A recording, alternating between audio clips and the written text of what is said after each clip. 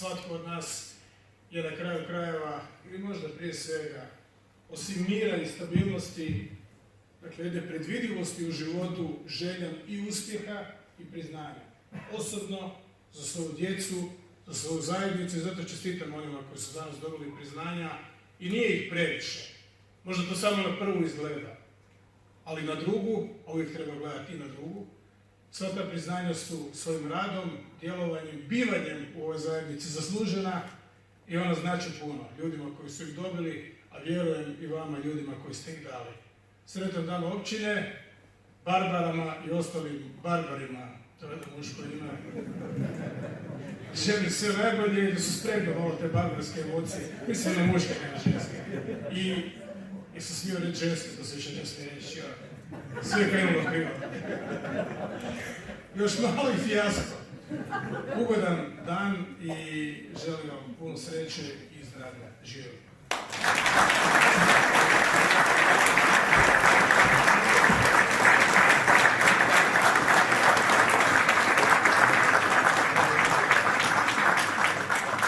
Zahvaljujem predsjedniku Republike.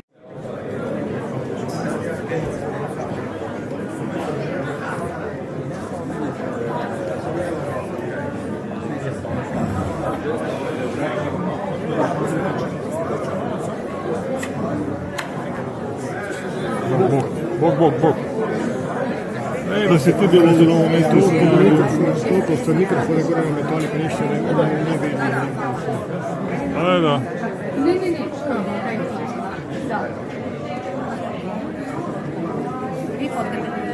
Nema problema, ja sam 2 metra, tako da... A dobro. Znaš ti da je ostane Makedonče,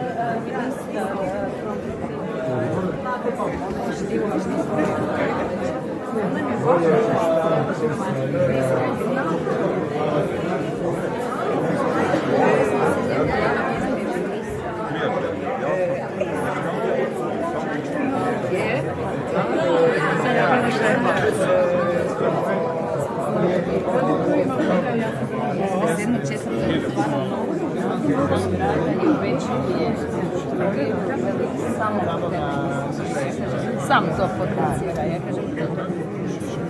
Ja sam dao ispričavanje.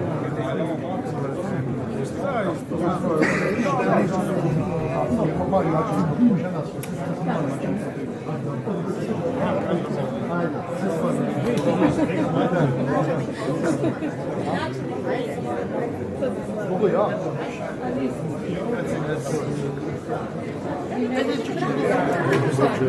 Samo starije su čuva isto strašno. Je, tako bar za njih.